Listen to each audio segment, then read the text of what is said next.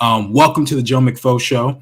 We're doing a live stream today, and today I'm just going to be sketching some stuff. Right now we have some heads, but I might change it up. I might do some shadow boxer stuff. I might do some tips, but yeah, whatever comes to mind. I have no set schedule for this stream. It's pretty chill, as you guys probably tell.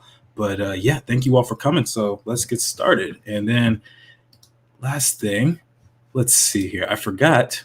We need some music. Apparently, they added a new feature to StreamYard where they just have copyright-free music, and it works so much better than me trying to figure it all out on my own. So, anyway, for those of you who are not subscribed to the channel, by the way, please hit the subscribe button, hit the notification bell, like this video. I'm really trying to get my my channel up and really popping. It increased a lot just in the last month since I started doing these streams. So that's been amazing. You guys have been super helpful with that, and I really appreciate it. But we got to get bigger. We got to grow. So yeah, help me out, guys. Share the video, like, comment, subscribe if you haven't already. And I'll be making a lot more videos very, very soon. So just so you guys see what I'm doing here, I just started sketching out some heads. I tend to start with heads because that's kind of, believe it or not, like comfort zone, despite the fact that the human head is the most difficult thing to draw. But I enjoy it. I think it's a good practice. I think because I'm always drawing characters, it's a good practice to keep up. And, you know, as I finish up this one's close to being done. I spent maybe 12, 13 minutes on this head by itself. I'll move on to another one in a second. And you guys can see how I go from start to finish. Also, let me know if that music is too loud for you guys. It's the first time I've tried it out. If it's too loud, I'll lower it, but I can't hear what it's like on your guys' end. So, yeah, just let me know.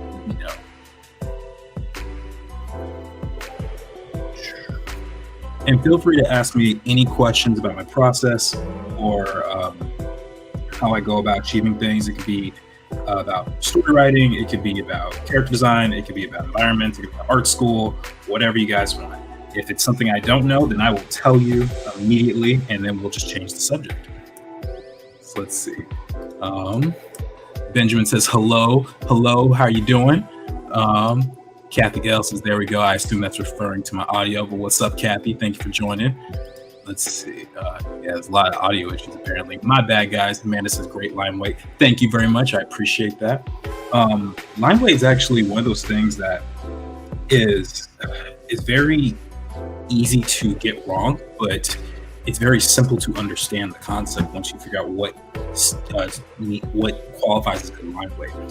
One of the things that I really try and do, there's three kind of ways you can think about it. The first thing is when you draw lines like this, when it's really scratchy like that, that tends to be a form of inhibition in the artist. Usually shows that they're not as secure with their line quality yet. And so what each of these lines actually represents is a different guess. And you're saying, oh, I think it goes there. Oh, I changed my mind, but maybe it goes there. Oh, I changed my mind, maybe it goes there. Oh, I changed my mind, maybe it goes there. And you keep doing that over and over again. And eventually you get a drawing that looks like fireworks, even though you're trying to draw a human being. Right, and that's not good. The next type of line that you probably want to avoid is we can call a mono line, where it's just, you know, there's no sort of variation whatsoever in it, and it's just this very boring line. The thing that you want to do, in my opinion, is you want to find a combination of these two, and or an amalgamation. And so you want to have the smoothness and confidence of this line, but you want to be able to build up your drawings like in this line here. So give you an example, if I'm working on this one right here, then I might say I want to increase the line weight on the bottom of the chin. And so I'll kind of continuously draw over that line, but you could still tell it's confident, right? I'm going over the line again and again, but I'm placing it in the right places and it doesn't look like this, right? So you just want to make sure you do that, and it takes a while to understand and really get just right. But I promise, you practice it enough, you will figure it out. Let's see. Manette Eaton says, what's a good subject to start practicing digital drawing? I bought an iPad just for Procreate and have done a few things, but it's still pretty foreign to me. Very cool. I was in your same spot in the beginning of 2018 when I first bought an iPad. So honestly, it might be, you can do anything. That's the excitement of the iPad. I think the first thing to recognize is that just because you have a digital tool doesn't mean you're going to start, that you should really start drawing any differently. You know, drawing is something that exists on paper and digitally and on other materials as well. So you want to treat it like you would when you practice. It's a little warm in here. So when I first got my iPad, I was drawing head sketches, sort of like how you see me doing now. My practice didn't really change all that much. It was just a different tool that I was using, you know. Neil says, hi, what's up, Neil? Thank you for joining the stream, buddy. Appreciate you. But going back to Manette, is that how you say your name? Manette. Going back to your question, it really depends on what you want to do. Do you want to draw? Do you want to do still lifes? Do you want to do paintings? You know, maybe you sit in a cafe one day and just sit and draw people. And what's cool about doing that is you can actually meet a lot of people that way as well. I had a lot of fun in this last week, despite the heat wave that ended my live stream early last time, which is so unfortunate. But anyway, I went to a local bookstore cafe and all these people were just sitting there working, and I got to just sit and draw stuff. And I ended up meeting someone who works in the gaming industry. And so I got a new art buddy, you know, so you never know. But so that's why I recommend just stick to the fundamentals, stick to the basics, figure out what you're trying to do, and just have fun with it. And I would also probably stay away from doing really refined finished pieces for a while, simply because as you're getting used to the tool, you don't want to be emotionally tied to a piece that really is meant for practice. Because if it doesn't turn out well because you're learning the tool, you're going to get frustrated. And you don't want that. Frustration is hard. Amanda says, what's your absolute favorite brush? I've come to like the one I'm using now. This is called the Sick Pencil brush. But I also like this one, is an amalgamation of a Procreate brush. I think it was like the ink dry brush or something like that. And I wanted it for Photoshop. And it gives me, some kind of round lines. I like this one because it feels sketchy. The only problem with this brush, and which is why I kind of shifted over, is sometimes I have to draw over lines a little bit more to get that dark line that you see here, like when I'm zooming in, because I normally draw very light and sometimes it doesn't always capture. So I like that line or that a lot. I also, let me show you guys this real quick. So I took a class online and, or started a course, I actually never finished it, but I ended up getting some brushes from Patrick O'Keefe, who you guys may not know right now, but he was actually the art director on the Spider-Verse movie. And so he included all of his brushes that they used for the movie. And I was working on a project that kind of required this recently. So I got like the halftone effect here. You see the little dots. And I got like these things. These are literally the brushes that they use in the Spider-Verse movie. And so I haven't played around too much with this, but I love this set of brushes. It's super fun. It's really graphic, and I just have a lot of fun with it. Manette says, yes, good pronunciation. Okay, good. Benjamin says, I found drawing with pens and markers is great for detaching from the consequences of any particular line. I've noticed that I drew more confidently after using more permanent of a tool. I realized that it looked much better to be confident and wrong, but just move on with things rather than go over it and try to get it right a bunch of times. It just looks awful if you do that. You are right on the money. I agree completely. I tell my students, when they're working on stuff, don't belabor everything. Do quicker drawings, because what ends up happening, if you do a bunch of super long studies, which do have their place, I'm not saying don't do a super long study, but the time investment in something that's 4 to 5 hours versus something that's 10 minutes, the emotional investment is going to be very different. Like, if, God forbid, something happened to Photoshop and this shuts down right now and I have to restart the program, it doesn't save, then I don't have an emotional attachment to any of the drawing because it only took me 10 or 15 minutes, and I know that I can do it again, and I'll probably even be a little bit better on some of it. So yeah, I think it's really great to draw with confident lines very quickly, and and recognize that imperfection is okay. I think that actually is what makes us all unique. It's hard to relate to someone or something that is absolutely perfect, right? It's the little details, the little imperfections that make life more interesting,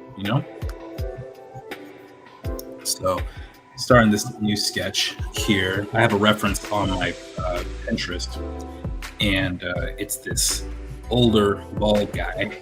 So we'll see how it looks. And I'm not gonna worry about this too much. I think after like maybe another one or two drawings, I might do some shadow boxer stuff for you guys. We'll see. We'll see how it feels. We'll see if you all want to see that. And I might continue the drawing I was doing last time, or I might start something new. I don't know. We're just here to have a chill time. We're here to chill, draw, all that stuff. Let's see.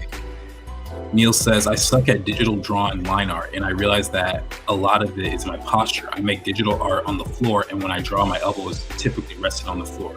That means that my movement is limited, and I can't really move my whole arm from my shoulders. I still feel uncomfortable drawing without resting my elbow somewhere, but I guess they just need practice. I actually think you kind of said it yourself. The posture is wrong. I would never recommend drawing like that because of what you just said. If you're going to draw on the floor, at least lean on your other arm, your non-drawing arm. But yeah, you don't want to do that. You want to have full movement. Otherwise, you're basically sacrificing quality for comfort. And I'm not saying don't be comfortable when you're drawing or you're working, but you don't want to hurt yourself too. Drawing is very it can do you a lot of damage if you do it incorrectly. If you're clenching the pencil too hard or something like that, that can cause some issues later on. I actually have several friends who develop wrist issues, and they have to wear braces on their wrist for months or even years, or even it might be a permanent thing because of the way they're drawing incorrectly. So definitely get your posture and all that worked out. Let's see. Benjamin says you get better at being right or closer to right the first time with practice, and you can always draw it again if you really want to nail it. Exactly. It's it's repetition, it's practice, it's trying not to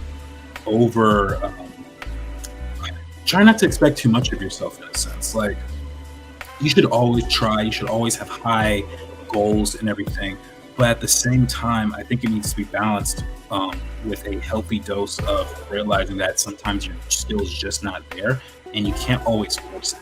Sometimes you just need to just do one drawing at a time and realize, hey, this one is not going to come out the way that I want. Even this drawing I'm doing right now, I'm looking at my reference and it's kind of, not exactly right. And I guess you guys wouldn't notice because I'm not showing the reference right now. But it's okay. For me, my goal is it a decent looking head? Is it believable?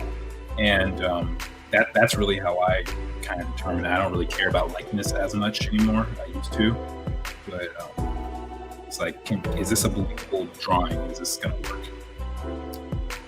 So let's get this eye full here. So this guy's got some heavy bags.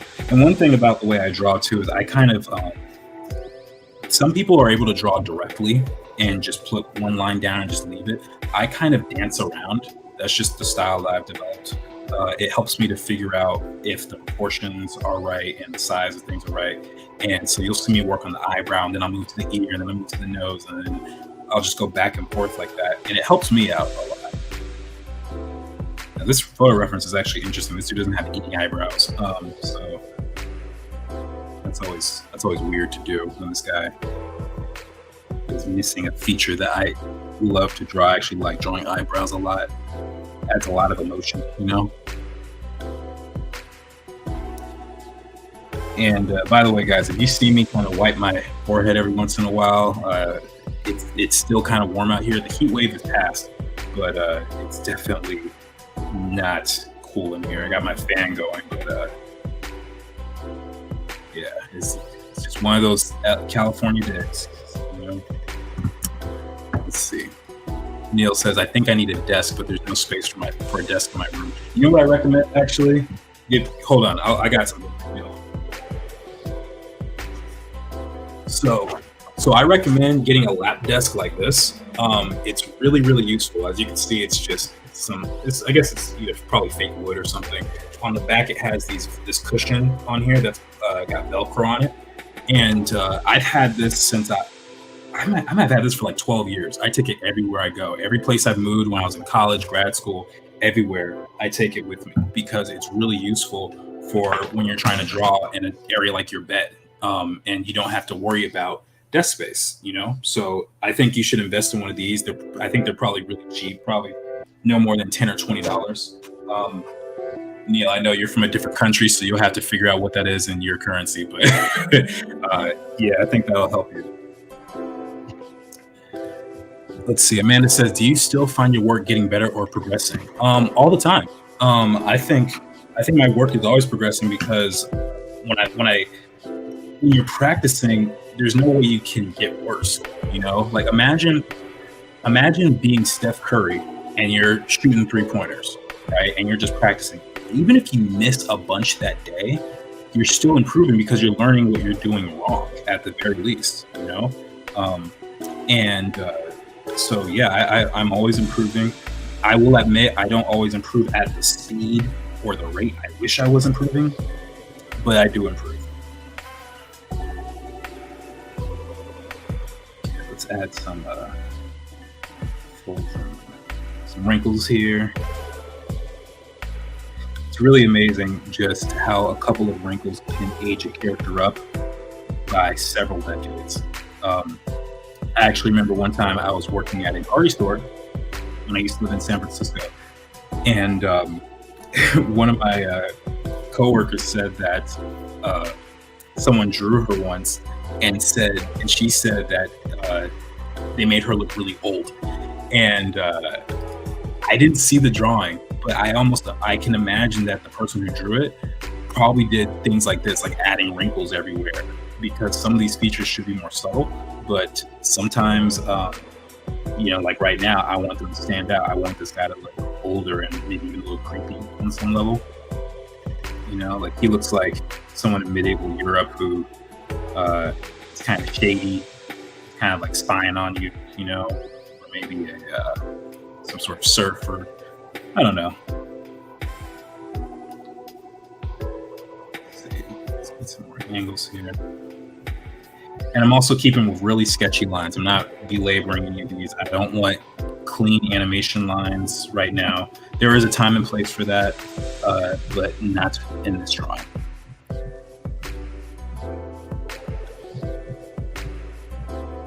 If you guys are drawing with me, let me know what you guys are working on. I imagine some of you are probably working on some art school homework maybe, or working on your sketchbook or a painting. But I am curious what you guys are doing. All right. This guy's got he's wearing a sweater, but he's got this big old collar on it. Ooh, giant cotton collar, I guess. Cotton collar, top collar.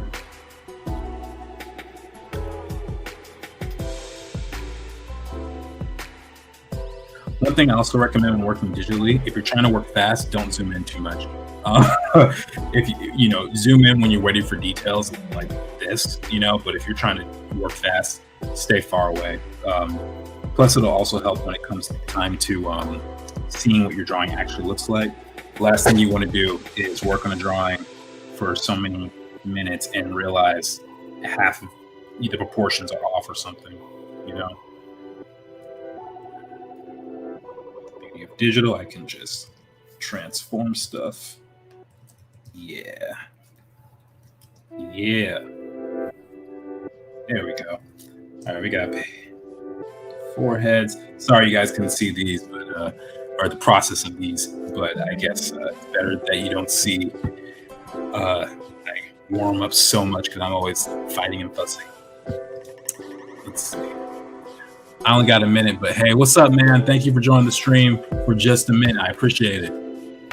I'd also love to hear more about Shadowboxer's concepts, inspiration, etc. Ooh, okay. So, all right. Well, when I get to the Shadowboxers mode, we'll talk about all that stuff. Obviously, I'm going to leave out certain things because my project is not out yet. It's something that is in development. It's far enough along where I know what things I can't say. I want to leave you guys surprised when I do release it, and you guys can just go like, and hopefully you guys are like, because I really enjoy my project, and people who have seen it, my inner circle, they're all like, so yeah.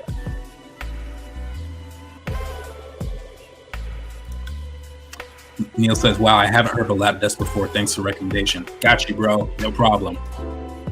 How do you decide on promotions for character designs?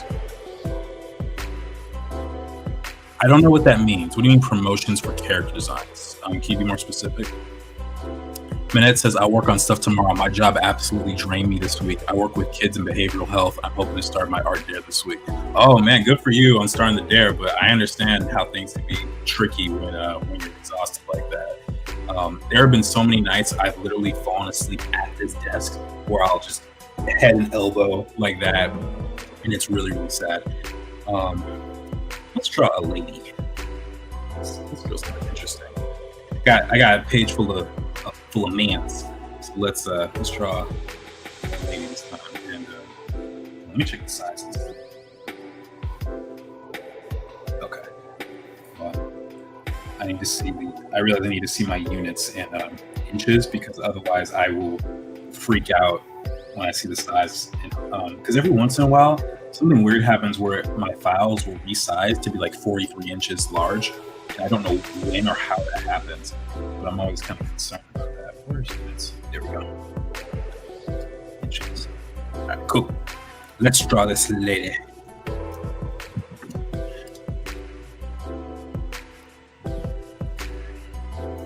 Okay, we'll start with the spear.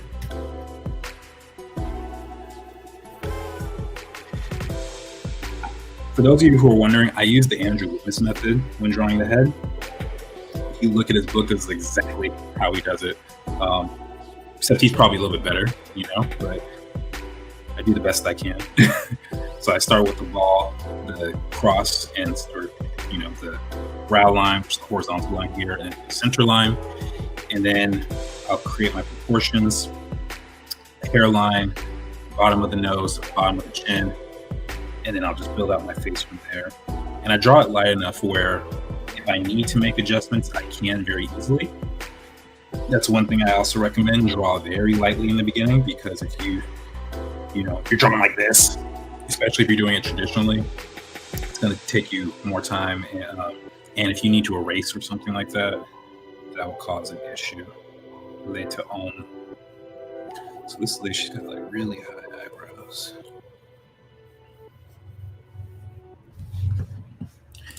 Did Andrew Loomis also work in the animation entertainment industry? As far as I know, he worked primarily in illustration and maybe editorial or advertisements. His book is old. It's from like the 40s and 50s. So I don't think the animation industry even existed to the same extent it does now. Like, it just wasn't a thing.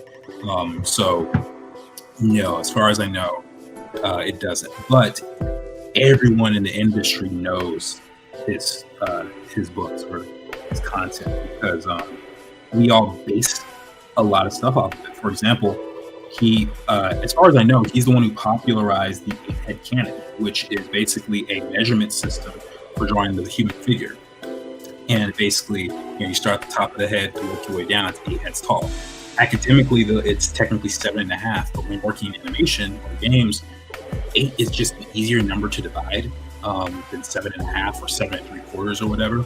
So people use that, and they're able to get really nicely proportioned figures.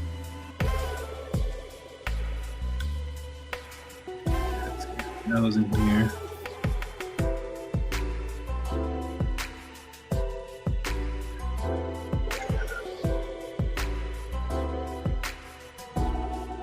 I am so glad that StreamYard added this feature of music. Oh my gosh. Before, I was like sharing a screen or sharing the audio with Google Chrome app or something like that, and making sure it had to be set in OBS properly, and it was just annoying.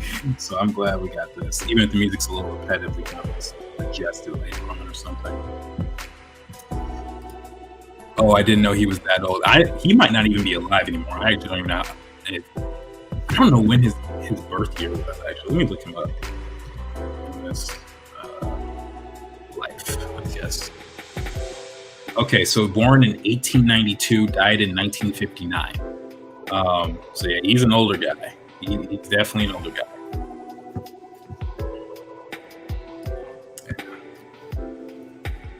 I honestly have been using his books since I was maybe 14 years old.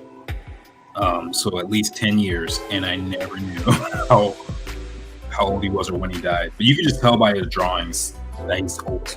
So that's kind of what I guessed.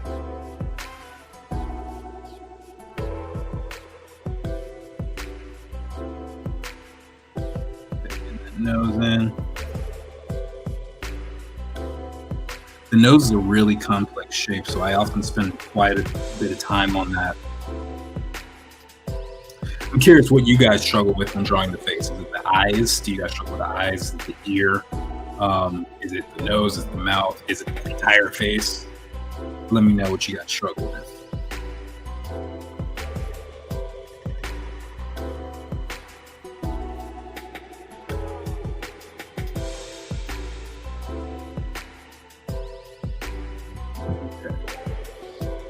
And Amanda, I'm still waiting on what you mean by the promotion for character designs. I really want to answer your question. I didn't want you to think I forgot. I just don't know what you're saying.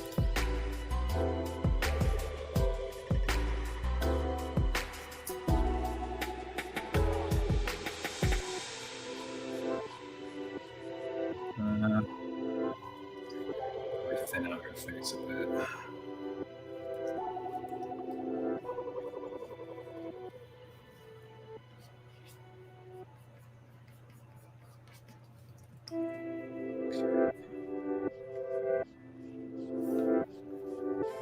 Gotta erase this mouth. I think I gave her some lips that were a little too full for what it was supposed to be. She's got thinner lips. And I can't tell you who it is because I don't know who it is. It's a random person. It's not like a celebrity or anything. At least as far as I know. But we're not sitting here. Anyway, Neil says, when making line drawings, I struggle the most with likeness, getting exact proportions. For painting, I always forget the ear. Oh, wow. You forget the ear altogether. That is interesting. Well, I guess it's not as bad as forgetting the eye or a nose or something. If you were to forget a feature of the face, I guess the ear is probably the most forgivable because you can have it covered up by hair or a hat or something. And it's not as essential for likeness. But when it does come to drawing likeness, the way I did it, especially when I was first starting out with my art journey, I would draw heads like this, and I would draw random people that no one would recognize. Because if someone were to look at my work and they look at it, they'd be like, oh, that's, they would be able to determine whether or not it was a decent drawing, not if I captured the likeness perfectly. And I think that was important for me to get that differentiation. Now, every once in a while, when I felt like I had leveled up a bit, I would try drawing a celebrity. And especially, if you really want to challenge yourself, draw an attractive, like 20 to 30 something year old woman. Those are always the most difficult people to draw, typically because we're intimidated by the beauty. We want to get their face so perfect that if we mess up, it's very easy to tell. So I would do that every once in a while, like every maybe 50 or 100 drawings or something. And I would just practice that way. I try to make it as low pressure as possible for myself. That's the key. And when I say low pressure, I don't mean don't challenge yourself. I just mean don't punish yourself for not getting it right. I think a lot of art teachers will punish students for just not understanding or not getting it right away.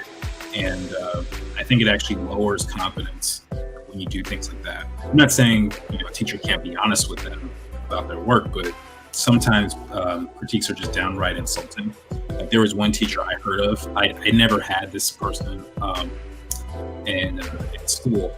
But then it says I'm off to bed, get some sleep to catch up on. No problem, dude. Thank you for joining anyway. I appreciate you. And so this teacher, apparently during critique, if a work was really bad, he would literally throw it away in class in front of all the students, which I think is just incredibly disrespectful for multiple reasons. But it's not helping anybody. It's just again, blatant disrespect. And I think it destroys people that way, and especially when you're a teacher or a professor or have some form of influence like that, people remember what you say. There are people, I'm sure on the street right now, who remember something that their third grade teacher said to them at one time during lunch break that was super negative, so we remember those sorts of things. And I think it's really, really important to make sure you have that balance of being able to push people, but not to push them over the edge, if that makes sense.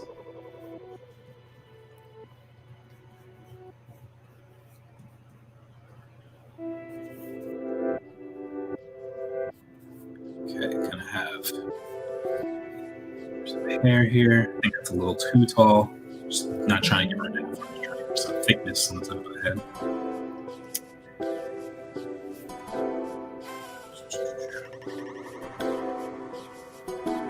Draw. Ooh. So he just draws random lines sometimes. Alright, let's get that neck. I think I want to redraw this chin. It's a little too square for my liking, so thin it out, make it a little bit more triangular.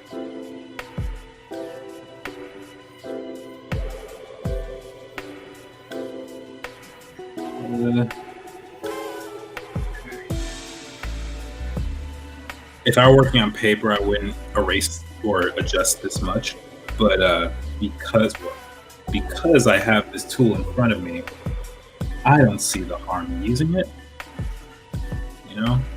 Why waste time? You know what I mean? Why waste time?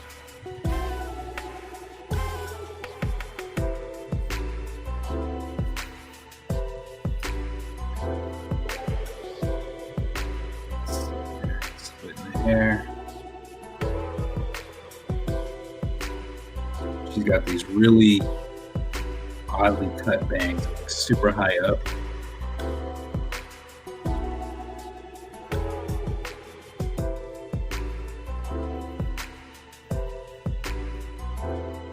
Almost crooked. It's like someone did one of these, like a 7-year-old just got some scissors while she was sleeping type of haircut, like that's what this reminds me of right now.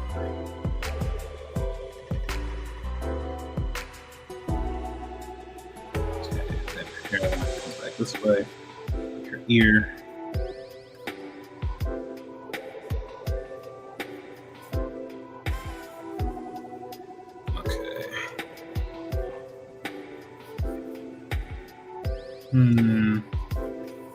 Still not feeling right. Let's adjust a little bit.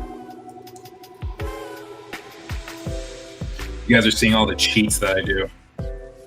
One time I was doing a character and I was trying to get the eyes just right, and I literally lassoed the eyes and I moved it up and down to the side for at least a good 10 minutes or something like that.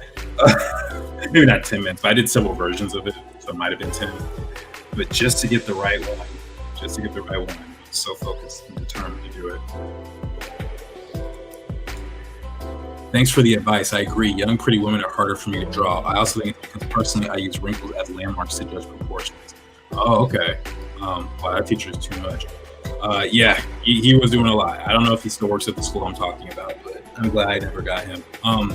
But as far as like wrinkles for landmarks and proportions, you can do that. You can use wrinkles if you want to, but I just recommend, especially on a younger looking person, draw it very lightly. So for example, this person has wrinkles on their eyes, under the eyes.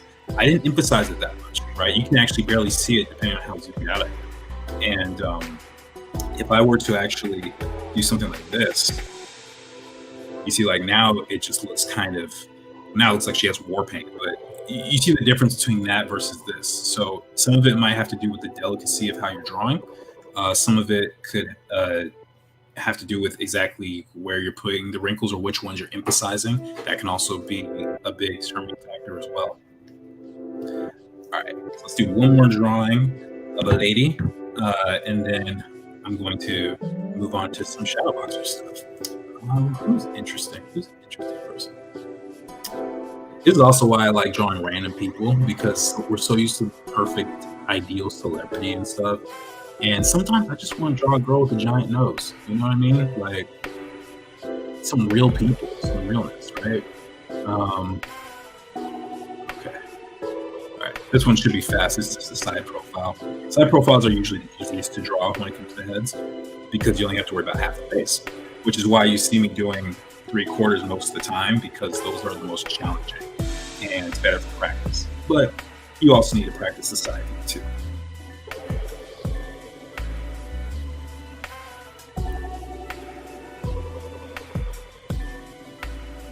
Okay. The nose probably comes back here. And again, I'm just lightly sketching it out. I'm not committing to anything too early. I think that's a key issue that a lot of young artists or beginning artists make a mistake on, is they see something and they think that that's it, that's all that they're supposed to do. But in reality, I think it's better if you place things and see and play around with it, right? Odie says, looking good, Jordan. Thank you, man. Appreciate you. Thank you for coming on. Let's get this eye in here.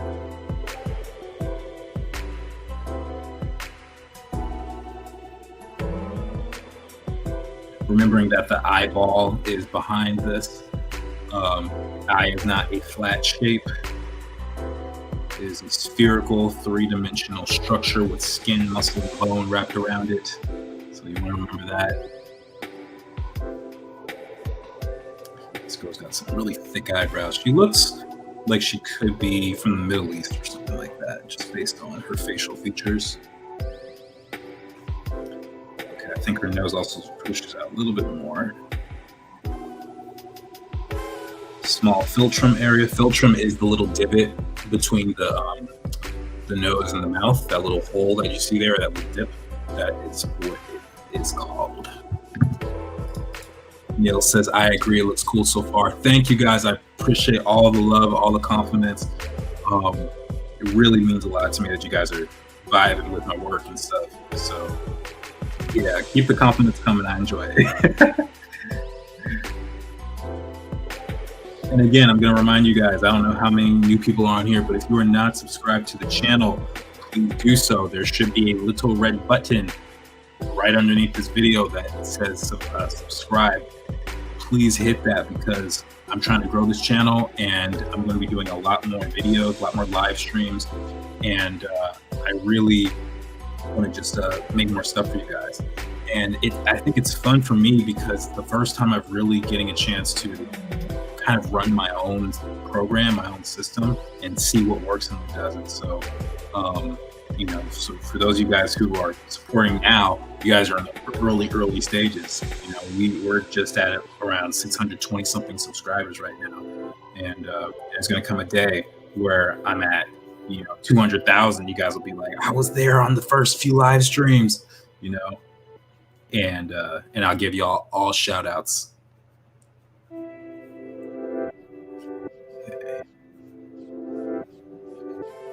Okay, I'm gonna thicken out these eyebrows, eyelashes, not eyebrows. Okay. When I was first learning portraits, I would draw front-facing eyes on a side profile face. It looks so creepy. Oh yeah, you don't want to get away with that. That is no bueno. That is no bueno. Let's see. Lips here. Some Philtrum. Get a little bit of value underneath the lip. Top lip is usually in shadow, especially if the light is coming from above. It's coming from below, it's a different story, but we're not doing that right now. Fun fact, that's also why if someone holds a flashlight underneath their face for like scary stories and stuff, that's why it looks creepy. We're so used to light coming from the top. We're not used to it coming from the bottom, so it's literally the opposite of what we're used to seeing.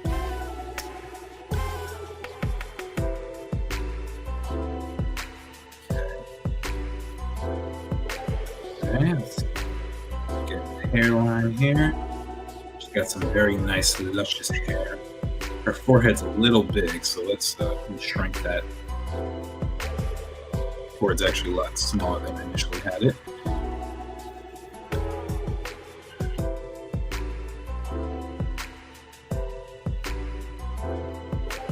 By the way, is anyone here a fan of Cobra Kai? The 5th season just came out. I have not seen it yet, but I'm curious if anyone has. And if they have, then tell me what you think of it. Don't spoil it, but tell me what you think. Because I need to get on that. That's a fun show for me to watch, especially with my family, you know, because they grew up in the 80s, and so they remember the original Karate Kid and stuff like that. And so I'm learning about all this stuff by proxy. Let's curve out this jawline here. All right, almost done with her. Just gonna draw these shapes for the hair. Not too much.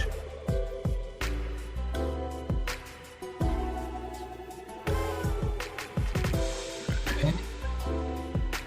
Holes for the ear. I just draw these in real quick. I feel like I draw the ear different on every single drawing I do because no one ever pays attention to it. So I guess I can slightly afford to do that.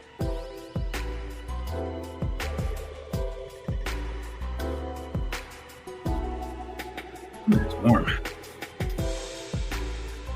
I didn't check the thermostat, but it's got to be like 85 degrees in this house right now.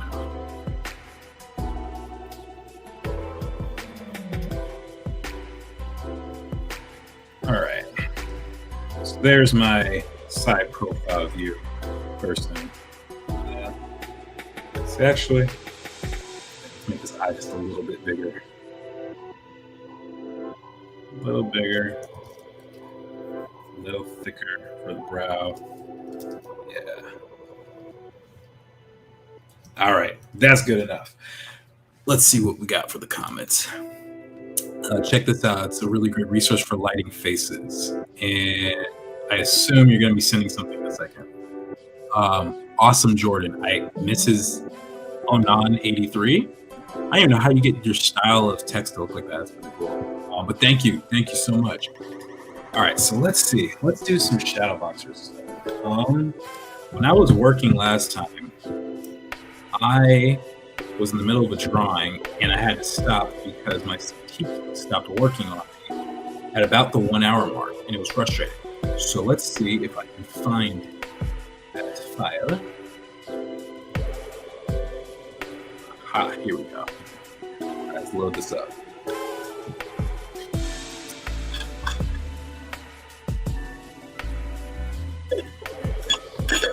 Oops. All right. So I was all over the place with this drawing. I remember now. So this is Atana. She is one of the main characters of my my project Shadowboxers, and just so you all can see my characters as a whole. Let me pull up my current lineup. Should have several people. Here we go. 1 second, guys.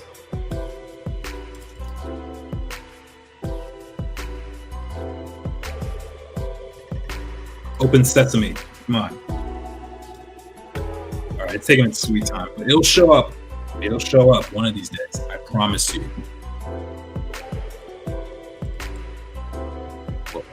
Anyway, this is Atana. She's one of the main characters of the story. She is an inventor, scientist, aristocratic type character, and so her design was actually one of the toughest to do because, like I said in the last stream, I was trying to capture the femininity mixed with the sort of industrial nature of what she does for a living, her job, or what she has interest in. But it was a lot of fun, and I went through a lot of additions for her. So let's pull this up. I don't know why the file didn't open the way I wanted to. These are my characters. Whoa, it's supposed to be bigger. Oh my gosh. Okay, fine. Anyway, these are my characters here. So we got Mashaka, we got Aletha, Ishnu. Here, maybe I'll give a little summary of who these are. Mashaka, he's one of the political leaders of my world.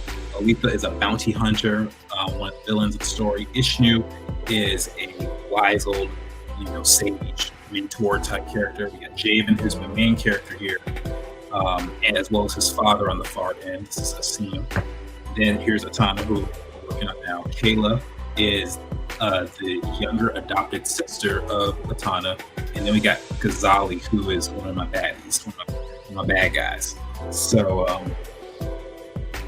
sorry, they're screaming next door. They're yelling about something. So yeah, these are my characters. It took a long time to design all of them, but I'm very happy with how they came out. And so you see any characters that look like that on the internet, it's probably mine. And by the way, speaking of internet, guys, if you want to follow me on social media, if you don't know, my Instagram is Joe McFo. It's right underneath my name, like literally right there. And that's also my name on TikTok. If you haven't followed me there yet.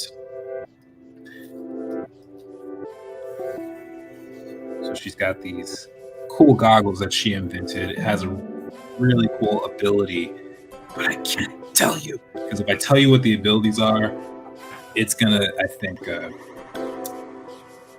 I feel personally like it's gonna ruin some of the suspense and the fun in what is this project. So someone was asking earlier about inspirations, I think, right? I think it was Amanda.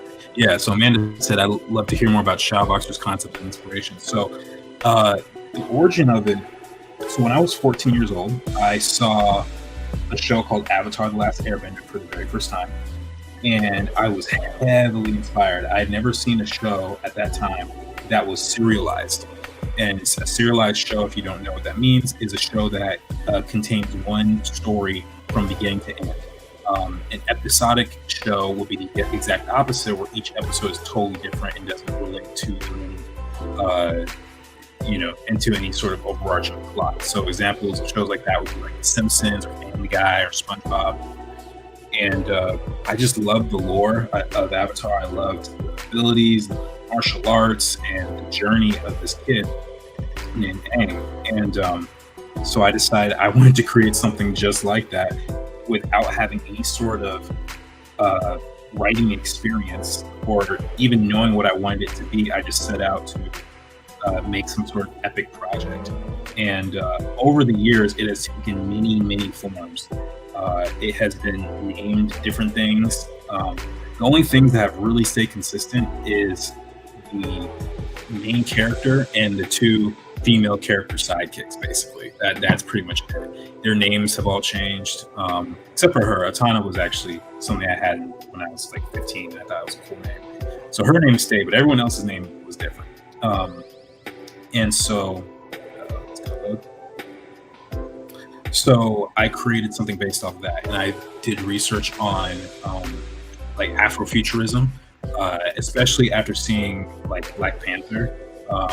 Although I had the concept before the movie came out to do Afrofuturism, I think that movie really helped me kind of see what the possibilities were when it came to that. And so,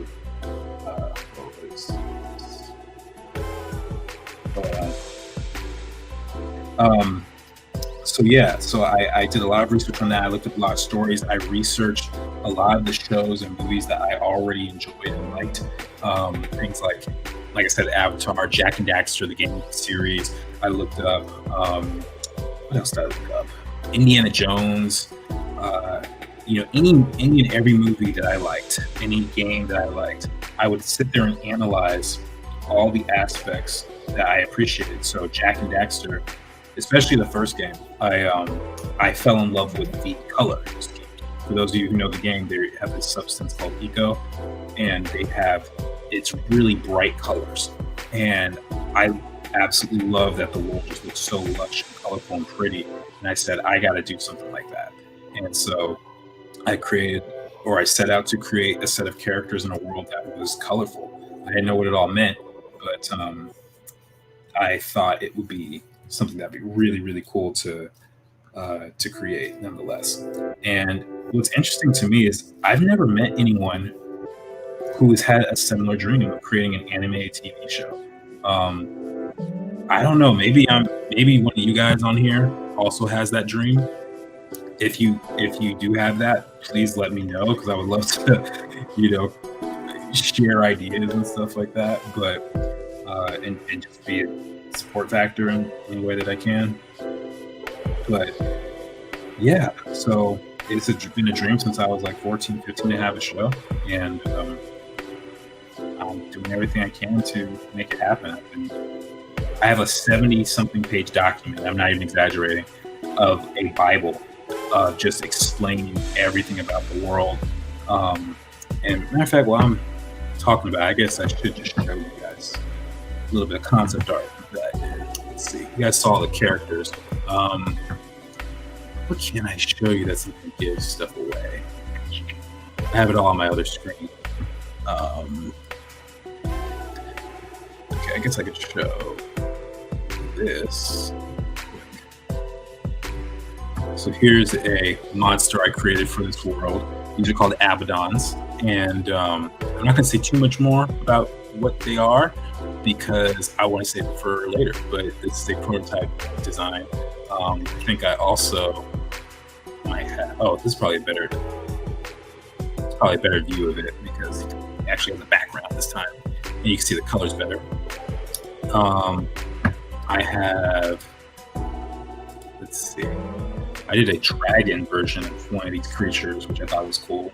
I did this design like 2 or 3 years ago, so there's probably things that would change now, but I think it's still come out cool. And sometimes I get to do really fun stuff, like doing chibis. I don't know why. One day I was sitting on my friend's couch just drawing stuff, and I said, I'm going to make a chibi version of all these characters. And so some of you guys might have even seen me post a couple of them, but I especially like this one. I think this one's my favorite. This is just so much fun for me to do, to create my own world, and they're all using their abilities. Again, I'm not going to say exactly what they are just yet. What else I got here? Maybe some. Is there a vehicle? I think I might have a vehicle design. Oh, I know what I can show you all. So I did a hoverboard. I just posted it on my Instagram page. But I did this hoverboard for one of my characters here, and the idea was that it was supposed to kind of open up and collapse in. And so I got this idea from Jack 2, actually, believe it or not. He has a jet board, and I've always liked that idea. And the game is 20 years old now, so I figured I'm okay with it's gently borrowing the idea. But basically, I did all these sketches here, trying to figure out what it should be. Should it be more like a longboard, or should it be something that kind of is like a little capsule or something? And should it be something that kind of slides open? And I finally settled on this sort of triangle circle thing. There's a lot of versions I did of this, but and I also had to think about how it would open up. So I have this little schematic here, poorly drawn, of just how it would look from the inside. And then let's see, and then as I kept drawing, I basically ended up with this. This is actually the final design. That's the final design. So basically, the idea is that when it's inactive, it closes up, and my character uses it to, as a backpack almost. There's a magnetized case or padding. I don't know what I would call it, but it's just magnetized to her, and when she's ready to use it, she pulls it right out of her back and just goes like shing. Sort of like Buzz Lightyear's wings, And this is the backpack that she wears. So she's got this connection here, all this stuff, and it magnetizes, and you can see it just fits on just like this, and it's not too big, so that she's leaning back and she's stabbing herself in the back of the neck or anything. So yeah, I just posted this one on my Instagram a couple days ago, or maybe yesterday. And then you can see all the versions of the backpack that I designed. One of these days, I'm going to create an art book, and I'm going to share all this stuff in a much more detailed process, and you guys will fully be able to understand what I'm doing here. So yeah. Hope that piques someone's interest. And if you have any other questions about my project, just ask me. And don't be afraid that I'm not going to answer it. I would rather you ask and me say no than for you to leave it to yourself and then potentially have someone miss out on something that might be valuable.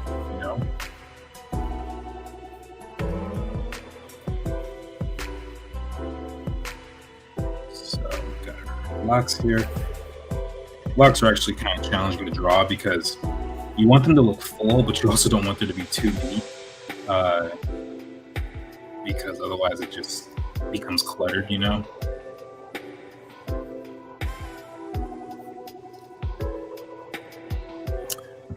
So Neil asks, what is my intended audience age-wise? I would like to capture like older kids, so like 8 to 14-ish, but it's not going to be overly violent. There's not going to be cursing or anything like that. But I do want it to be mature. I want it to, like, there's going to be significant loss. There's going to be some elements of war in there. There's going to be betrayal, and at some point there might be fugitives. There might be some prison breaks, things like that. And by might, I mean pretty much there will be. But yeah, it's a much more mature story. So yeah, I would say older kids.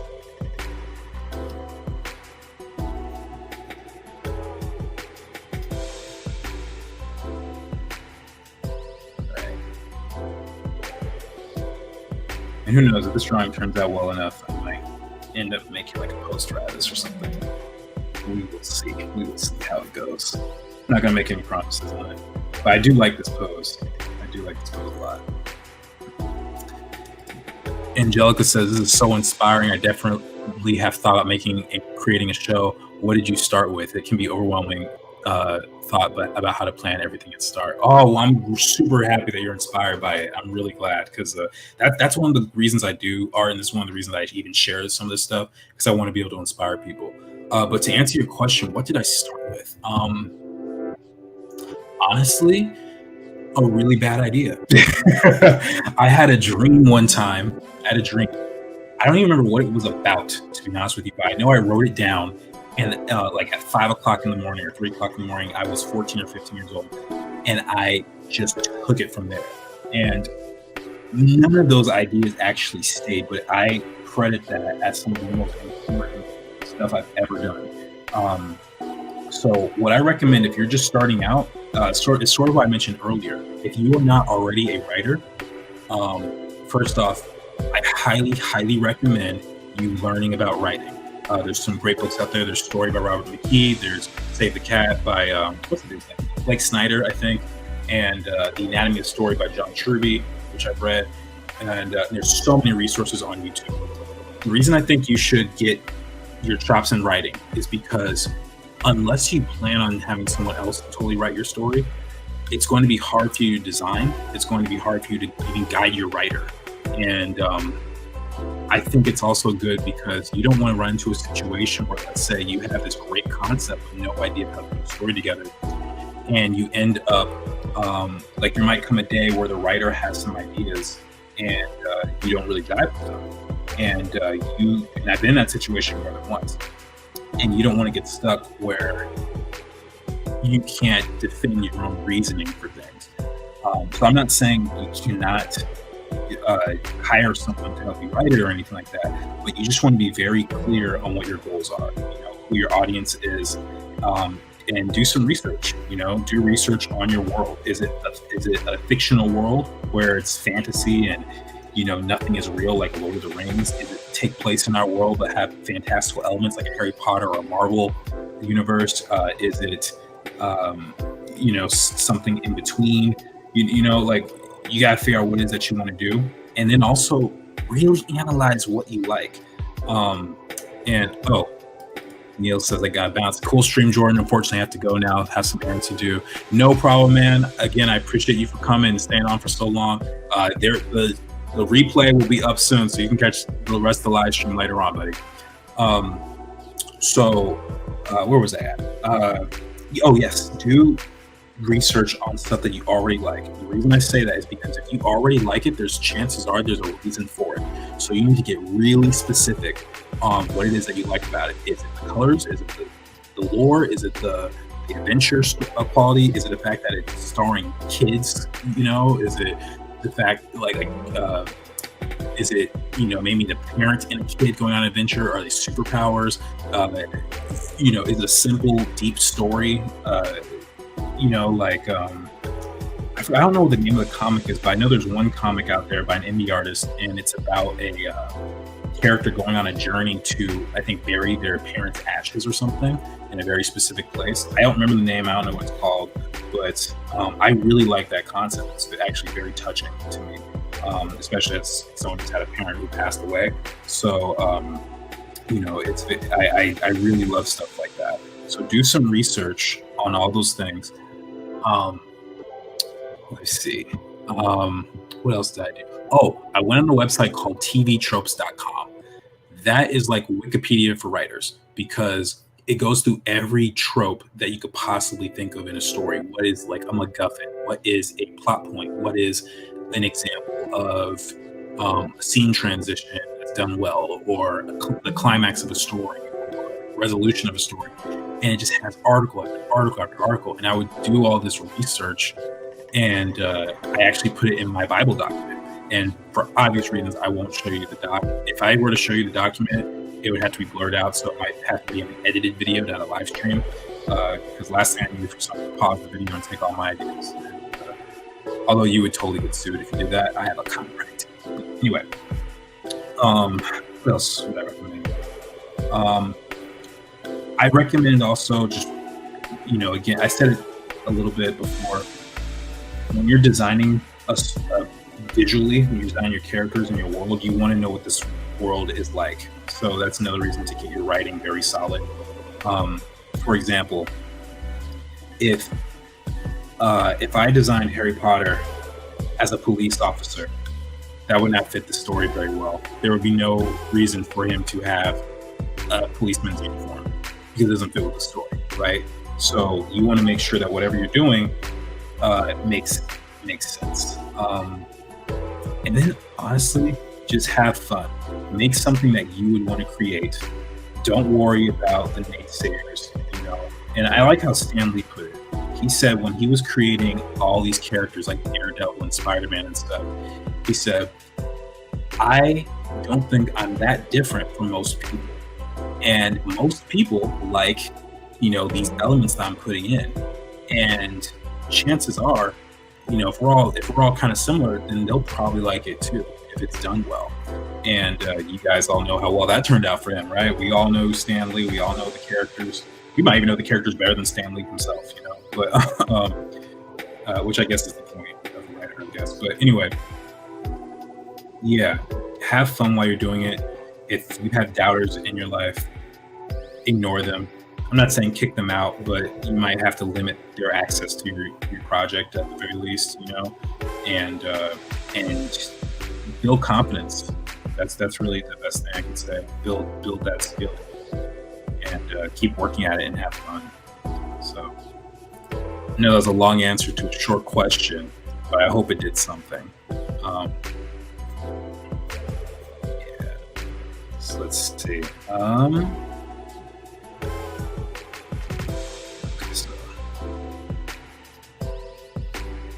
It's always good to have a drawing of your turnaround nearby whenever you're drawing a character when you don't exactly remember what they look like. Like my main character, Javen, the one in the blue from earlier, I know what he looks like by heart. I've drawn him so many times. Atana I haven't drawn as much just because she's kind of complicated, and she's also not the main character. But yeah. I'll get my smoothie on.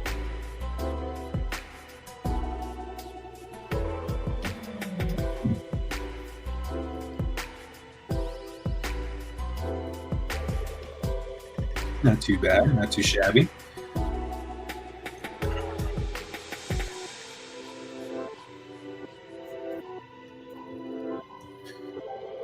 right, let's get her belt in here.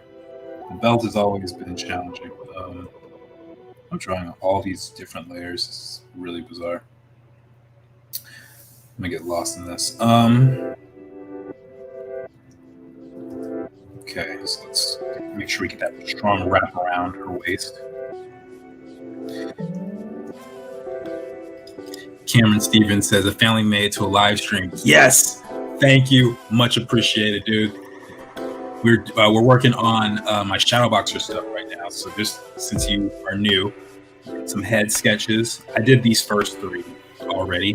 By the time the stream started, I drew these. And now we're working on finishing up the drawing that I didn't finish in my last one because my computer crapped out on me. And so, yeah. And we're also just sharing a little bit about my process and stuff.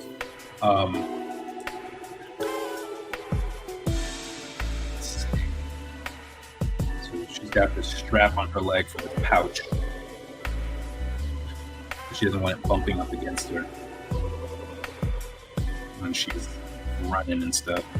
I think that her cloak is probably going to be behind this.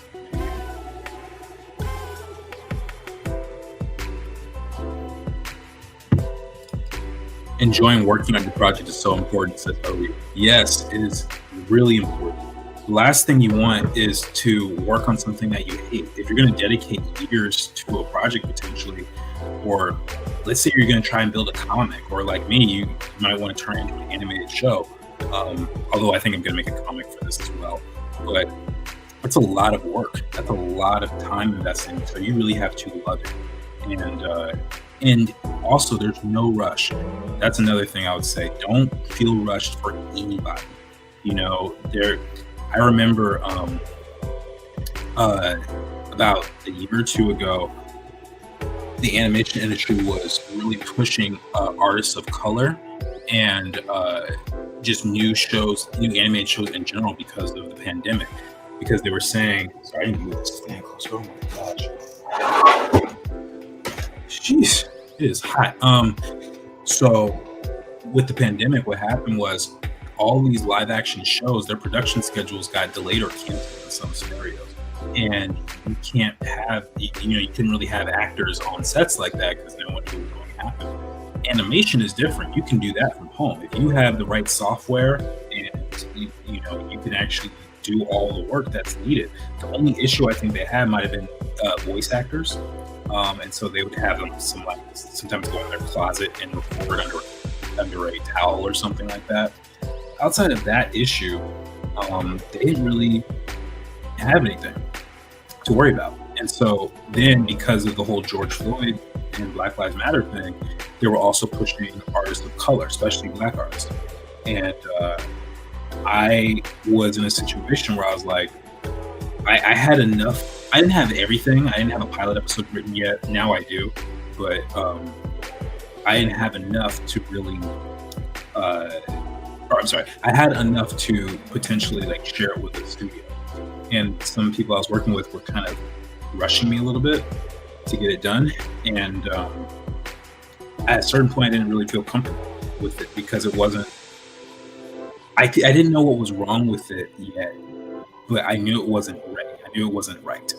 And it's sort of like maybe some of you guys who cook, sometimes you're working on something and maybe the person you're sharing the meal with is like, this is really good. And you're like, nah, something's missing. That's kind of how it felt for me. And so I didn't want to rush and do something that I wasn't proud of. And I'm going to share that same advice to you guys. Sorry about the towel. Is don't allow yourself to be rushed by anybody. If it's not ready, it's not ready. But at the same time, just make sure you're not waiting so long for it to be perfect, because it will never be perfect. No project is ever perfect. It's just again, even my favorite projects, Avatar, and what else do I like? Kipo, Age of Wonder Beasts, like Carmen Sandiego, even less serious stuff like Dragon Dash, or Samurai Champloo, which is actually more serious. Like those things, those aren't perfect projects, and I don't think it's meant to be. I think it's too much pressure. to make it perfect. I think you just want to make it enjoyable and hope people connect with it. I think that's really the secret, you know. So if you connect with it, chances are other people will too. So yeah.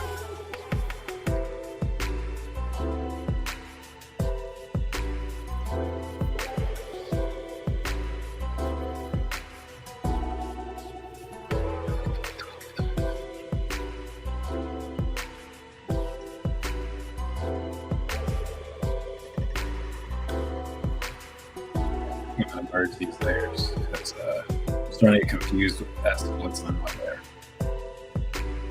Just read that.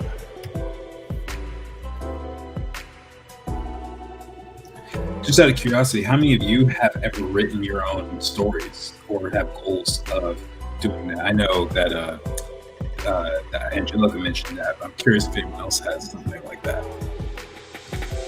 Any shows you're looking forward to? Well, it's technically out already, but I am looking forward to seeing Cobra Kai season 5.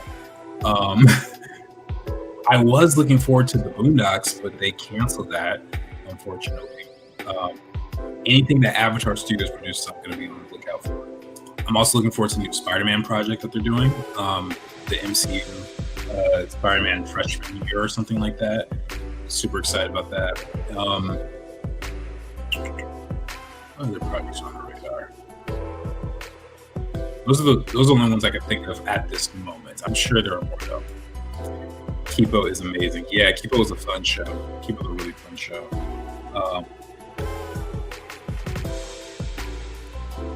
And you know, the thing about Kipo is it's based off a webcomic, which I really think is cool because the creator, Brad Seacrest, he basically had creative control on it. It was successful enough for them to want to have a show, and they were able to create 3 whole seasons. I'm pretty sure they greenlit the whole thing immediately because that whole 3 seasons was released in 2020, like every season. So it takes a long time to make an animated show, by the way, guys. On average, I think it takes about 9 months to create an episode. Odie, you work in animation. Is that true? Is that let me know. That's that chick that was 9 months from script to being able to put this show on air. Okay. I think these lines are actually a little thicker. Let's adjust this. One thing about my characters, I really like their designs, but sometimes they are challenging. Like these little elements here, it's hard to sometimes get the size difference. You know how thick these bands are and stuff.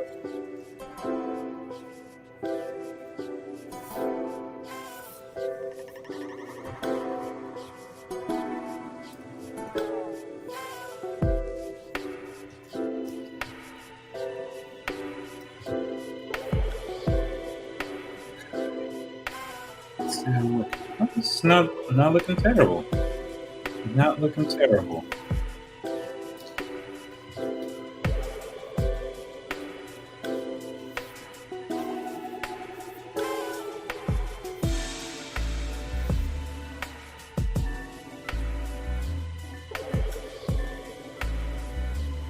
Let's see. We got this little strap right here. Cody says, depends on the show. I've worked for a year in animation. I'm shocked that any show manages to get made. Oh, that's interesting. Yo, we're going to have you, if you want, I would love to have you on, do a live stream. You just tell us about your experience. But if you want to type out some of it, what you're able to share, I would definitely be interested, and I'll read it out. Let's see. Yes, I believe probably have.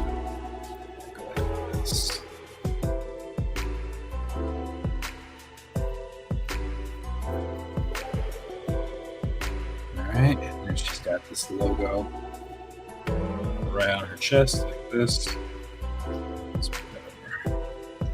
So it's basically, the logo is basically 3 diamonds like this, and then it's colored in the logo. So it's actually a lot more simple than what one might think.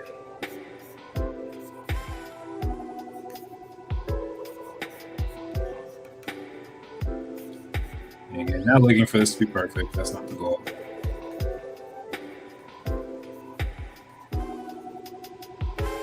I mean, it'd be cool if it were perfect, but I think I know myself well enough to know that I will get freaked out internally a little too much if I were to just strive for perfect all the time.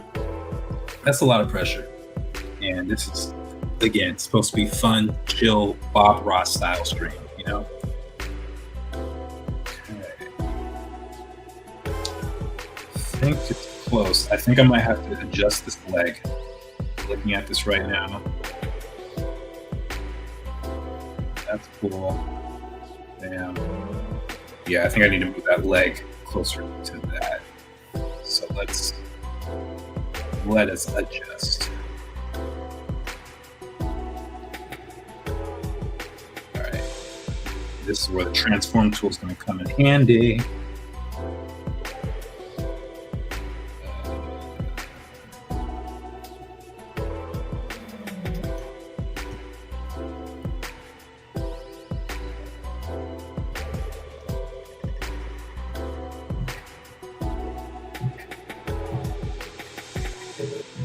Don't want to change it too much because then I have to redraw everything, but I think that makes a little more sense. Oops, wrong color. Let's get rid of that.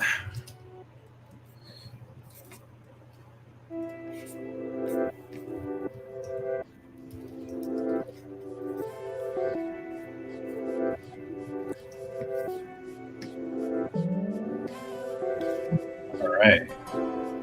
Then I think I might also have to pull this leg down just a little bit too. One thing I'm realizing right now that I realized is a mistake. Whenever you're having a character drawn, you pretty much always have to have them in perspective. And so this character is kind of doing one of these. And what I just noticed, and it might have been fixed before, but because I changed the leg, it's a little different now. Unless this leg is going backwards, which it's not supposed to, I should have those heels connected. So the leg should be kind of like this. Or at least closer to it. So let's see how well I can do without changing it too much.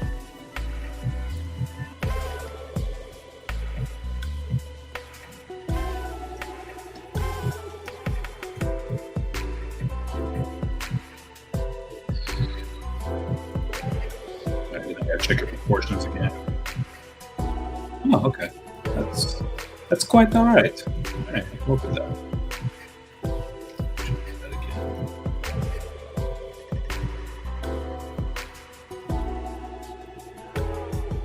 Okay, and then let's do this here.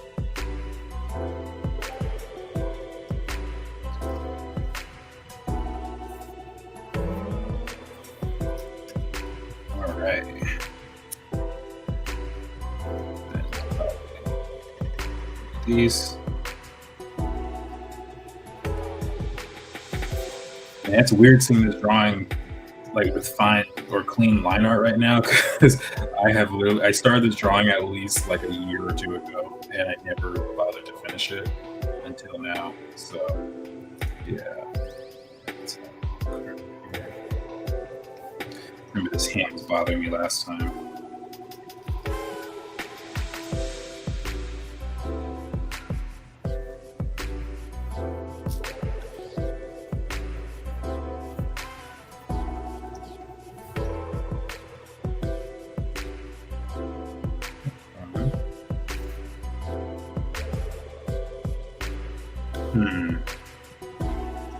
I think I went a little too much on her waist here. Push that out. She's got a rib cage after all.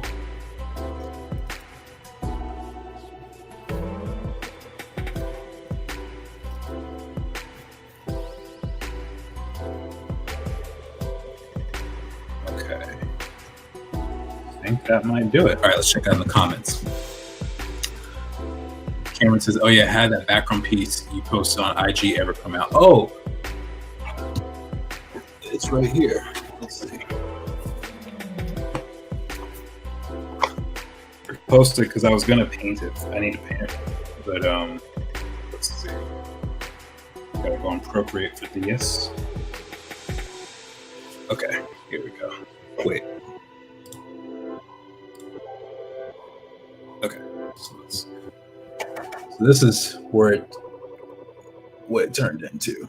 So yeah, I definitely want to paint this and work on it a little bit more. What else did I do? Also going to work on this here, this sketch, and then this one is going to come up too. This is actually, so for those of you guys who know about Art Prof and are out from that, this is Bodhi, where the trip we went on, and I just took a photo reference and changed up a couple things for composition. This one, I may continue with this one. I think I have some compositional things to work out for this a little more. But yeah. So that's what I'm doing. Let's see. Odie says, animation just takes such a long time, especially 2D. I think Arcane on Netflix took 5 years to make this one season. Are you serious? 5 years? Wow, I didn't know that. Jeez. Amanda says, line work is so grueling to me. It can be really grueling if you, especially if you're a perfectionist. I'm trying to let go of that because I think my drawings are too tight sometimes, and looseness is always good to have. Odie's actually at 6 years. I was wrong. So Odie, was that 6 years because they were trying to figure out the production? Because I know they're coming up with a second season. Is it going to be another 6 years before that comes out? Like, how does that work? You know? Give me 1 second, guys. I need to close the blinds because it is dark outside and I don't want people looking into my room, despite the fact that I'm live streaming and everybody can see my room.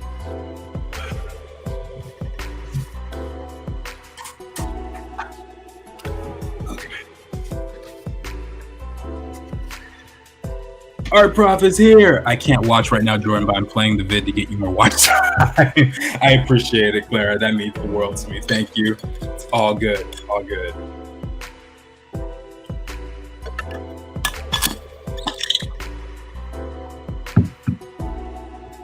Okay, let's splash water. Oh man, I thought the heat wave was gone, guys. I really did. I was so excited, but it feels the same. I guess the only difference is my computer not shutting down, thankfully. Okay, so this drawing is basically done. Oh, I know what I can show you guys that I haven't really done much of before. Let me show you how I do cell shading and coloring. Kathy says, by the way, everyone, don't forget to give this video a like. You're welcome, Jordan. Thank you, Kathy. I love the support. Much appreciated, my friend. Yes, exactly what she said. Like the video, comment, subscribe, click the notification bell, share with your friends, share with your enemies, and all that stuff. Yeah, House of Dragon is on. I don't know what that is. Is that the Game of Thrones show? I have no idea what it is. All right, her goggles are a little off center to me. By the way, guys, if you have to leave, at some point, I'm not going to get offended. I know life happens. I just figure I'm drawing, and I think you guys would appreciate to see the process sometimes. That's all it is. But I still appreciate when you stay by. That's cool. Right CEO said it was 6 years to make the show. I'm assuming that includes all the concepting, writing, and actual production. Season 2 probably won't take as long since they already have the workflow pipeline down. Goodness gracious. Sheesh. Well, you know what? I can understand it because that show looks absolutely gorgeous. My friend said that show is like the equivalent of what Spider-Verse was to animated film. In terms of the style, especially, and the writing was phenomenal. Really heartfelt storytelling. For those of you who have not seen it, it's on Netflix. It's based off the League of Legends games, which I personally have never played, but my goodness, isn't that one of those beautiful things I've ever laid eyes on in animation. Okay, so let's color. So typically what I'll do is I'll pixel lock my line layer, which is super important because the last thing you want is to accidentally color over your lines and actually make a mistake. So I'll either lock it or pixel lock, whatever it is, where I feel like and then I'll create a base color, like a base like this. So what I'll do is I'll go on my line layer, select the outer edges of my character, typically just by clicking the outside, it should work just fine. Invert that, and then fill in my paint tool. Now everything is filled in just like that. So now what I can do is I can go directly in and paint on top and not have to worry about if I'm going to go outside the lines. So then,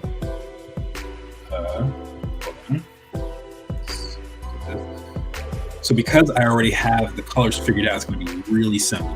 On my actual PSD file for this turnaround, I have several layers for colors because I'm mixing the hues and stuff like that. But this is actually going to be a lot easier. So I tend to start with something like the skin color. So I just color pick for skin and draw on the correct layer, hopefully. And sometimes I'll just block it in like this, or I might just select the line like this. This is actually probably a faster way to do it. I know in Clip Studio, it's way better to do it, do color, but I'm not using Clip Studio right now, unfortunately. Okay.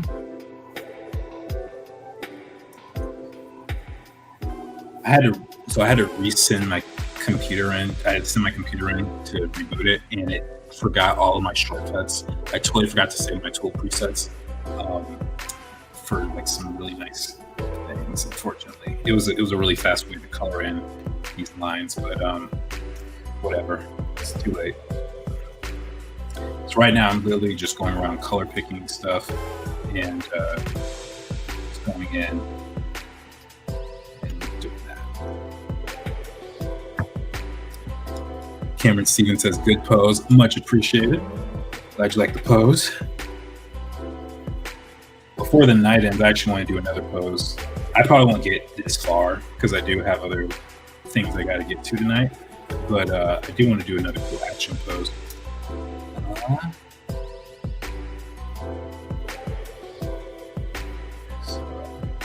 This is literally the most tedious thing. So whenever I'm working,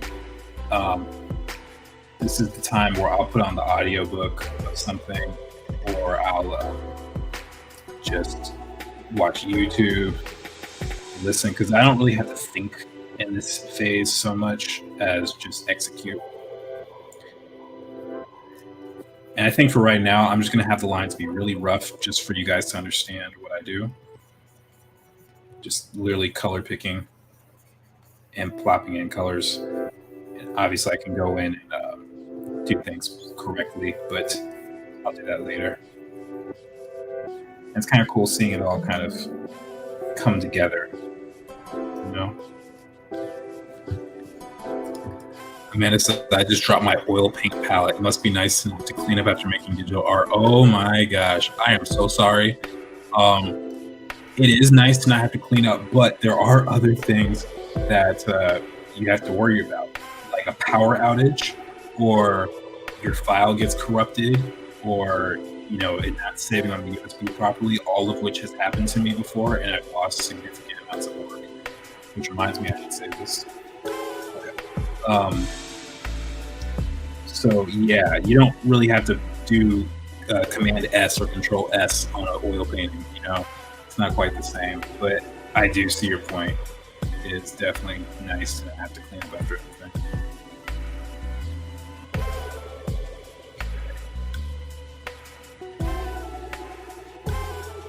So Atana's character was loosely based off ancient Egypt a little bit.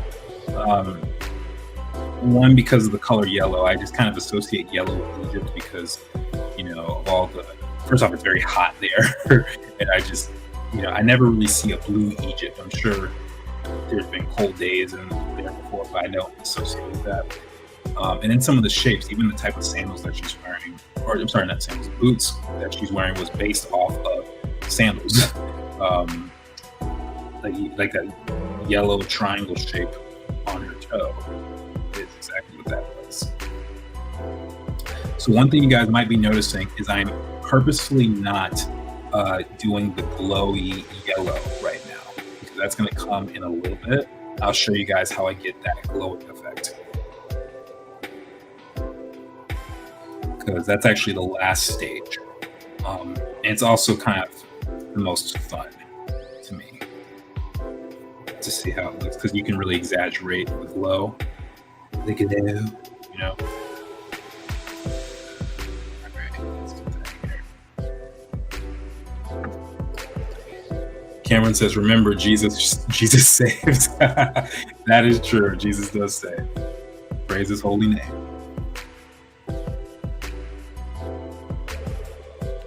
All right. This color here. One thing that's kind of unfortunate, though, is whenever you're trying to have a character that's glowing in some way, it's usually better to have either desaturate or dark colors around it. But that often means that most of the character is really dark values. And so I often am kind of concerned how else the line work can be seen sometimes. But I guess that's just the price I got to pay for creating characters that look like this. You can also color this on different layers too, which I recommend. But I'm doing this real quick. It's like quick and dirty. Yeah. Ordinarily, I might spend like 20 minutes doing something like this, maybe even longer. I actually don't know how long I've been doing this for. You guys will probably be able to check before I can.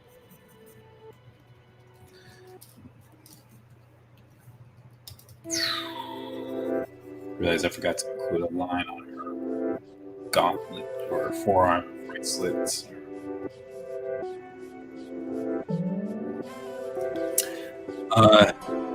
Let's see. Benjamin says, "Remember, this is a diverse group of people here to watch a live stream and not get preached at." If that comment is directed towards me, this is my live stream and I can do what I like. So there's that. Do you always stick with black line art? Most of the time, yes. I think every once in a while, I might try to do something with color, but I haven't really done it that much. I tend to just stick with black line art most of the time. I've never gotten into digital art, but that's one of the things I would find appealing about it. Easier to adjust things and clean up. My watercolors and such get messy sometimes too. Yeah, that is definitely one of the benefits of digital art for sure. Just no cleanup. Don't have to worry about anything like that. That's one of the reasons I like it personally. Especially now that they have brushes that really mimic the look of certain things. Yeah, it's really, really nice.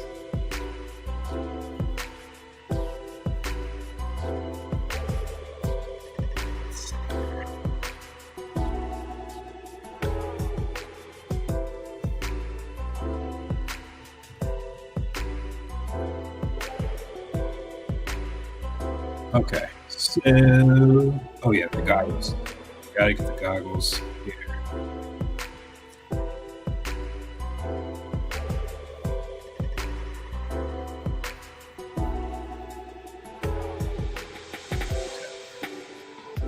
I'm actually kind of speeding this up a little more than I normally did because I want to show you guys how I get the glow effect.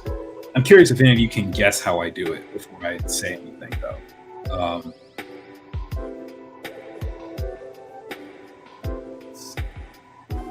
One other thing that I recommend when doing character design is don't use too many colors.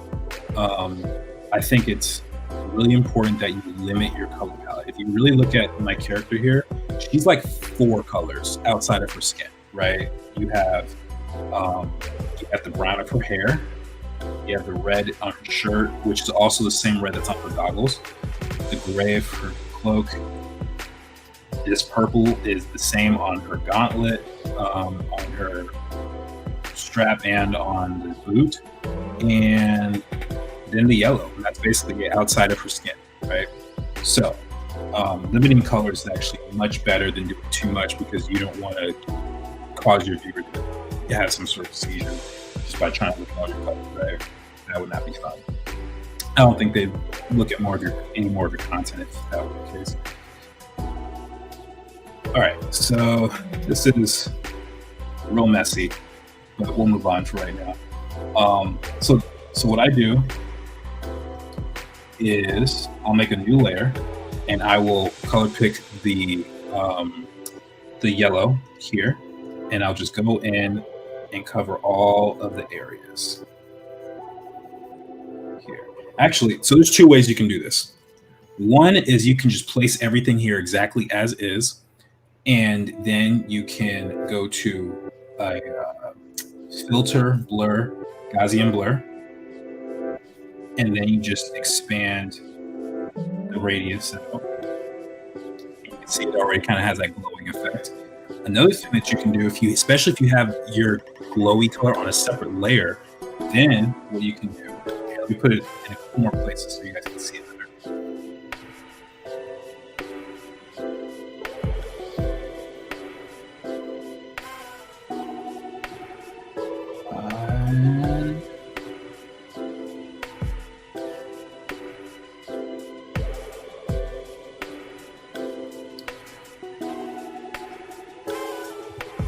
So another thing you can do, if you double click on this icon here, the thumbnail, you'll get this layer style option. What I do is I go to stroke, and you can pick the way that it's outlined. That's basically what it's showing. So you see this color, this gray that just popped up, that's the stroke. And that's just because I have it set to this. But what I'm going to do is I'm going to pick the same color that I was using to color it, and then outside, and then, oh, I'm sorry, not that. I'm sorry. I meant to do outer glow, not stroke. My bad. But it's the same basic thing. You pick the color that you want, and then you can really expand on that. So you can hit opacity, and noise. You can also, if you want it to look like dots for some reason, you do that. And then down here, you have spread and size. So you can determine based on that how much you want to have that affected. So I think that might be a little strong. So something like this is probably okay. And then obviously I can go in and clean this up. And what's really nice, even if you erase it, it'll still, because it's a layer style, it'll still have the same effect no matter where you go. So it's still kind of got a glow to it.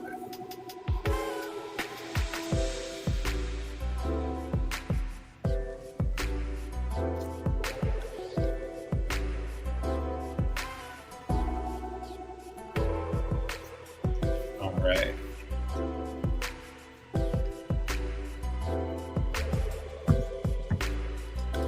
Let's see. Cameron Stevens says, my wife likes to paint with acrylics, and I mostly do art on my iPad, and she always talks about how simple it is to pick up and start drawing and color versus her getting everything ready. Yeah, there's definitely some benefits to that. All I know is to use Gaussian blur on Procreate. It's literally the exact same thing as on Photoshop. So it's they don't have layer styles in Procreate, so if I were to do the same effect, I would definitely use Gaussian blur. But yeah. Cameron Stevens, I will guess to make it glow, you add glow layer and then duplicate the layer, then Gaussian blur. That was the old method I used. You're actually correct on that. But then I found a faster way, which is the way I just showed you. Amanda Norris, I've never used Photoshop, so I'm learning a lot from this. Thanks, Jordan. You are welcome. LOL, for some reason, I can't think of a reason now. Yeah. So that's basically how I do it.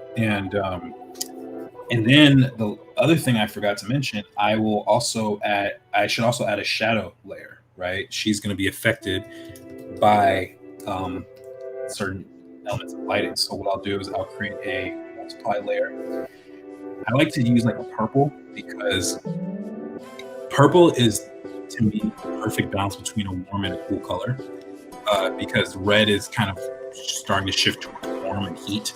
But purple is right next to blue, and it's very cool, right? So then, either before I put the glowing stuff or after, I can I'll put a clipping mask on this clip to the layer beneath it. This is also in Photoshop, for those who do not know, they have a mask there too.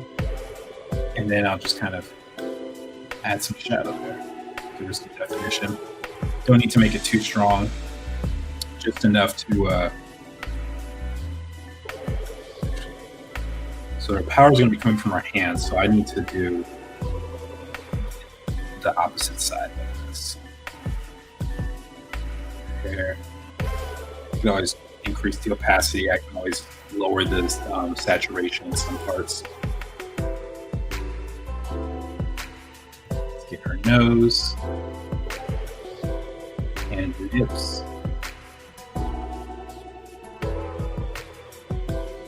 And a little bit by the eyes. I like doing multiply because it automatically changes color from when things are really strong. So it kind of does this orange, which I think is cool. Right. And then for the legs, let's say, and, oh snap! I forgot to do her boots. Whoops! I gotta get her boots. Can't have that left out.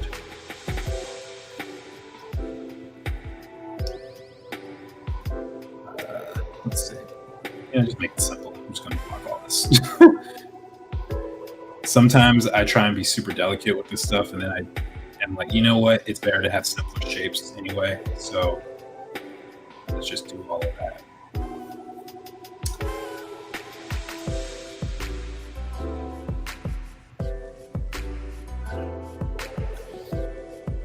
Okay. I think that does it with the exception of boots. Let's do this. I love this because you can just see what it's going to look like as you're drawing. It's so nice. The only challenge with this is sometimes you actually don't fill the color in properly. That's the only downside to having the layer style on first. But if I want to turn it off, I could always do this. You can turn it on or off at any time. Also, it's important to make sure that the light layer is above the shadow layer because the glow, you don't want there to be a shadow on top of an area where it's glowing just in case. So, because it's a light source in itself, right? So, like if I had the shadow, like if I had a shadow up here for some reason, you know, it wouldn't make sense because it's a light source in and of itself. No wonder it's looking weird. It's not purple. There we go.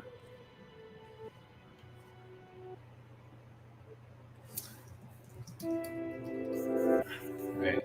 So let's say I do need to do this here. So I put some. So I just go right underneath that. Ooh, it actually looks kind of cool without the lines, don't you think? Kind of like that. Let's see. Shadows can make or break a piece. Am I right? Yes, you are right. You are right. That's why my whole project is called Shadow Boxers. You know? I'm just kidding. No, that's not why it's called Shadow Boxers. But it definitely does make or break a piece. Okay, so then the next thing. Oh, I already have the powers here. So I'm just going to clean this up then because I didn't realize I had this. So the way I get this look, the white and the yellow, is the exact same way I did the glow and stuff here. So turn that off. Is I just have a white fill and a yellow outline. So it's I'm gonna lower the opacity on this because I like getting geometric shapes for this right here.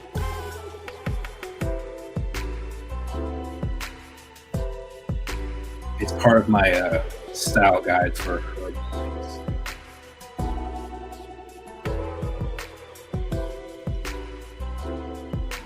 darn it.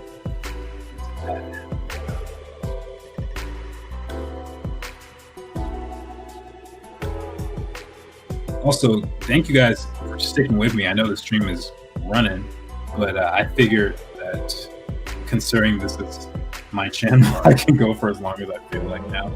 But I know that some of you guys have stayed on the entire time. It's almost been 2 hours, and I'm super, super happy that you guys are sticking with me and that you guys are supportive of not just my channel, but my project in general. I know that there's a lot of information that you guys don't have about it, and I do that on purpose. But it means so much to me that you guys are even remotely interested in the things I have to say and share. So thank you from the bottom of my heart. All right. Let's make sure that's good.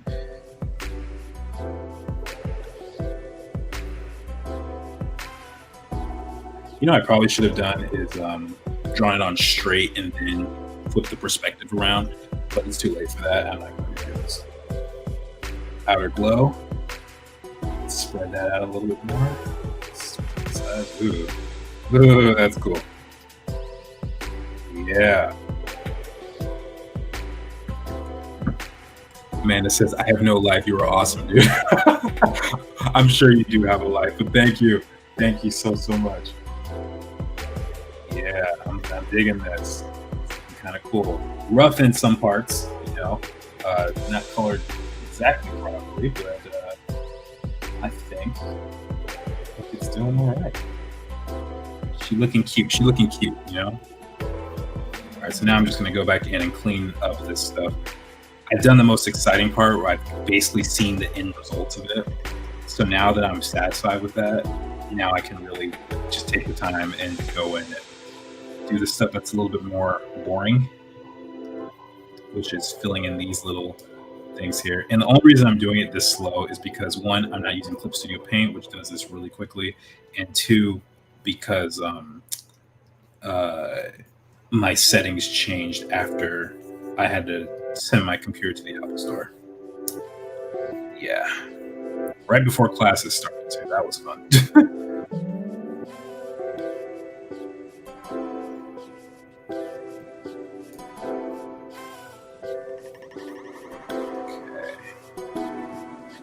I think there's also a couple lines I need to fill in too.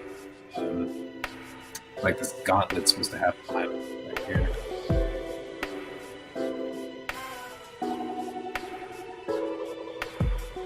So yeah, this is basically my process for how I color a character.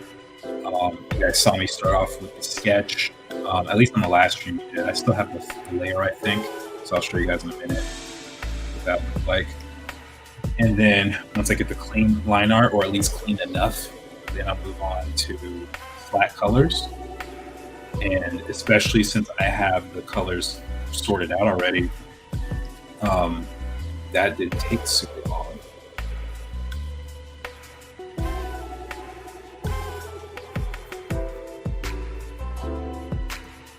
And then after that, I'll add the light and shadows and, you know, clean up anything that needs to be addressed. So whether it's stuff like this, you know, or something else. Let's get this here.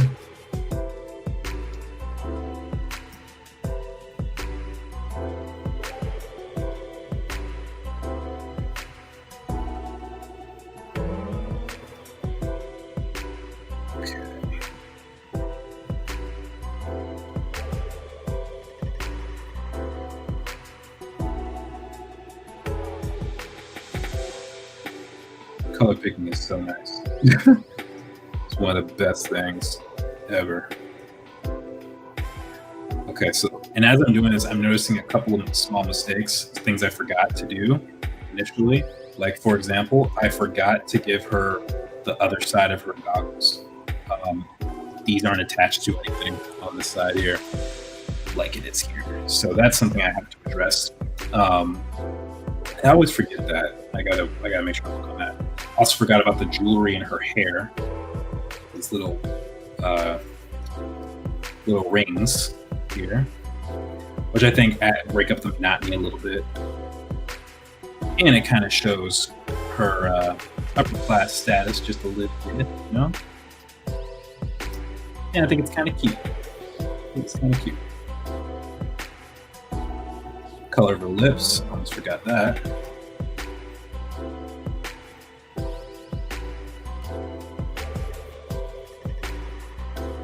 She has white teeth, or at least very close to it. Did I miss anything? Miss anything? Nope. Okay, we're gonna save right here. Get those shadows back. Might actually clean up these shadows right here before I. So this is another thing I do. So you guys saw how I put in the shadows, sort of haphazardly. So what I'm gonna do right now, I'm actually gonna release the clipping mask. Get rid of anything that was outside, and then I'm just going to go in and clean up some of this stuff and make it really nice. So like this doesn't need to be here. This can all be one continuous line.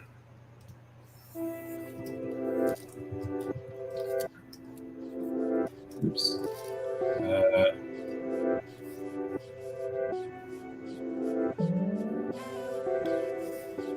I'm just gonna. It's a slightly different color right now, but I'll change that later. Right now, I'm just worried about accuracy of where these are placed.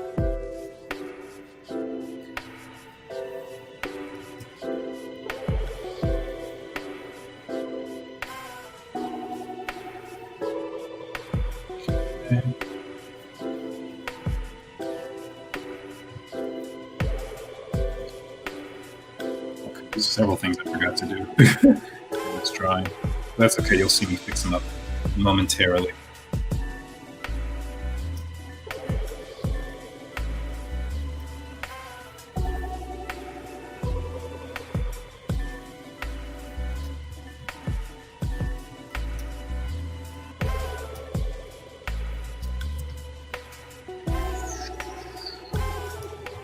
Okay. The way I know where to put the lighting is I've already decided that her abilities are going to be like the main portion, or the main focus of the main light source, so I'm gonna say. Sorry. So I'm already kind of figuring that out based on knowing that they're to her left.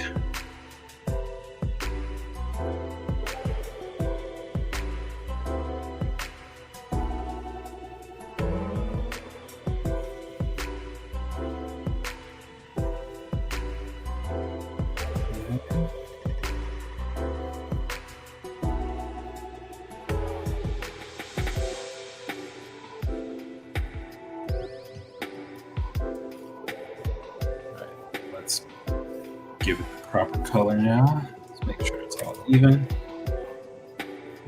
Even that looks kind of cool to me. All right, so let's put this back on multiply.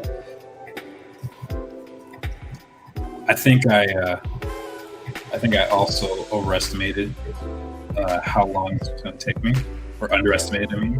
So I think after this drawing, I'll probably end the stream because I got other things to do. And we're pretty light on people right now anyway. So, yeah. Triangle right there. Okay.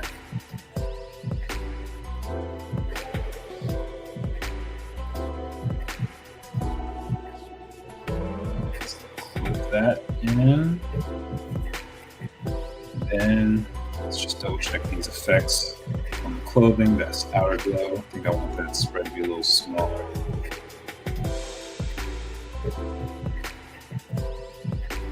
Actually, let me go back and clean this up. That would just make it easier. Some of these ain't even supposed to be here anyway.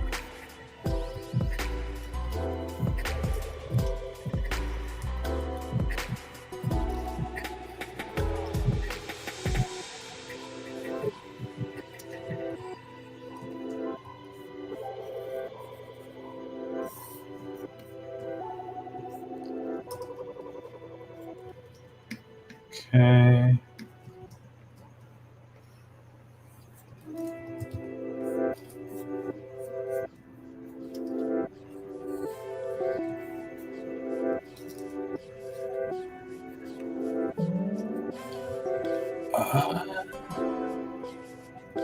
Okay. Paula S says, "Love the color scheme of this character." Thank you. She was so tough to color the first time around. I went through a lot of versions of her, and yeah, she was tricky. So I'm glad that it's resonating. I'm really glad that's the case. A lot of people said that she was the favorite. Actually, that was actually one of my biggest accomplishments in the characters that I created, which are all. I'll show you all. I don't know how many of you all saw it at the beginning, but these are all my characters, the main characters for my project. And every time I ask people, there's always a different answer, and that's one of my biggest joys, to know that not one design is obviously better than the others. They all have a balance, and I'm super happy about that. Some people will be like, "I love Javen," "Oh, I love Kayla," "Oh, I love Asim," "I love Itchy." If I had to pick a favorite, I would say it's probably Alita right here. There are a couple things I want to change about her design to make it a little simpler, but I'm super proud of it. These are my children, y'all. These are my kids, or the closest thing I have to them right now, anyway. All right, so what was the next thing I was going to do? Oh, I almost forgot the logo. What am I doing? Let's fix that right now. Yeah, there we go.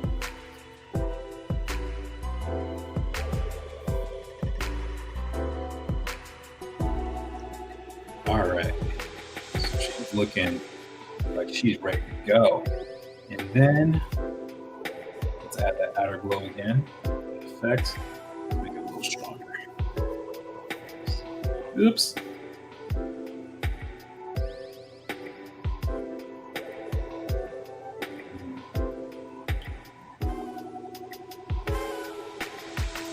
Okay. You know what I think I might do? This one might not be good. I might have to go back to my other formula. Let's flatten this there. I might just do the Gaussian blur again. If I can. I might delete the hairstyle. Like that. Okay. Okay. Let's filter, blur, Gaussian blur. Push that out a little bit. Yeah, there we go. For some reason, it wasn't doing what it was needing to do. All right, so I think we can call this just about done. Let's go back in time a little bit. So let's see where we started out. Not there. So I had this clean sketch that I did on a plane like years ago or something like that. Good catch. Good catch. She's missing the yellow band on her bicep. Thank you so much. You were so right about that.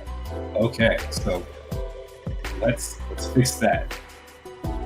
See, this is why in the industry they have checkers for stuff like this. She is missing it. So happy you caught that. Oh, wait, let me back up. Actually, this whole arm. Oh. Yeah, it's probably like this. No. Gotta get that curve right. That feels good. Okay. And then, so I also have to keep an eye on what glows and what doesn't. Her goggles don't glow, for example, but that does. So let's go back to her. Let's do that actually. Line.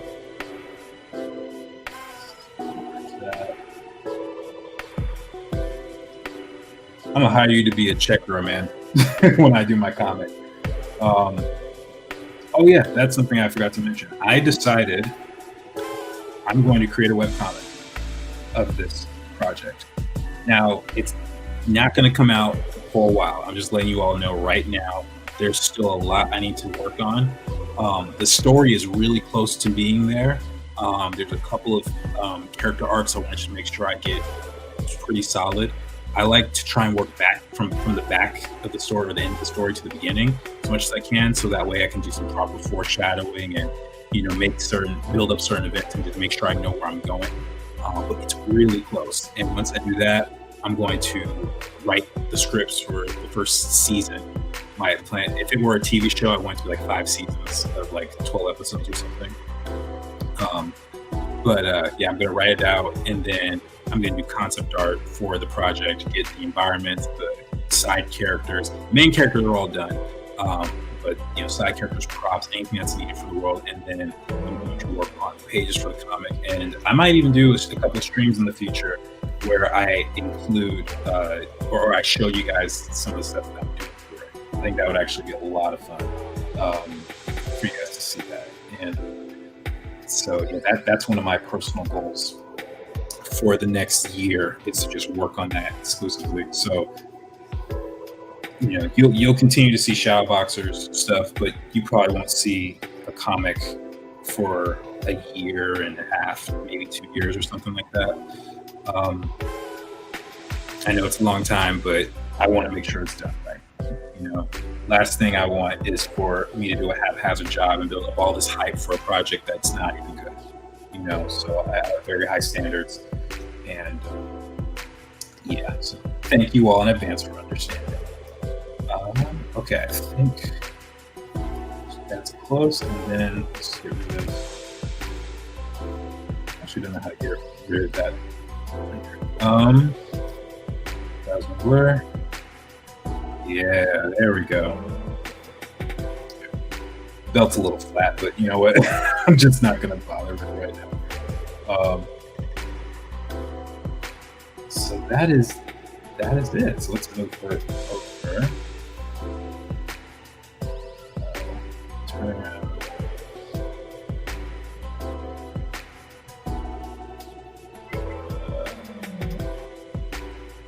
Here's some other sketches I did. I guess I did clean line on these already. I didn't realize it. I might have to redo some of these. They're looking a little stiff to me. These are done like a year ago. So I think I've improved a bit since then. But to give you guys a sense of understanding what we pulled off here today, we had this sketch that I did a while ago that I never finished. That's a gesture. And then we did clean lines on top, just like this. Right? And then that's flat colors, some shadow. And then the last thing that we really did was add her special abilities. And then what I'm going to do real quick, I'm just going to give her a darker background, just so she's easier to see.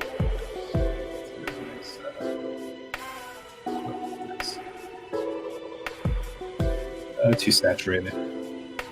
Yeah, there we go. So there you have it, guys. Okay, let me actually get the full picture. She's looking like that is my homegirl Atana, kicking butt, doing something. Yeah. I think we made some decent progress. So just worked on this, and then I drew a couple of heads at the beginning. So yeah, guys. Yeah. I'm feeling good about tonight. Feeling really good about it. I might clean this up later on, just not right now. And hopefully I'll post it. So again, thank you guys for joining my live stream. I'm putting the pin down. The glove is going over there. If you guys are new to the channel, please like, comment, share, subscribe, hit the notification bell. I'm going to be putting out more videos right now. This time for streaming Sundays at 6 p.m. Pacific time is the best for me. If something changes, I'll put up a notice on my channel and on my Instagram. If you're not following me on Instagram or TikTok, my channel name or my page name is right here. Joe McFo stands for Jordan McCracken Foster. It's the same on Instagram and TikTok. And yeah, thank you guys for all your great comments and your supportive feedback and all that stuff, and having a cool conversation. I appreciate it. Stretch that hand. It's had a workout. I will definitely stretch the hand. Definitely going to be doing that. I honestly think I need to take a second shower today because of how hot it is in here. So I might have to. Yeah, it's been a long day. I got a lot to do tonight too. Let's see. We got hand claps from Kathy. Thank you. We got good stuff. Thanks for the stream from Amanda. Well done from Cameron. Paula says, thank you. Thank you all. I appreciate every single one of you for being on the stream. So unless something changes, I will see you here 6 p.m. Sunday night Pacific time to drop more cool stuff. All right, guys. Peace.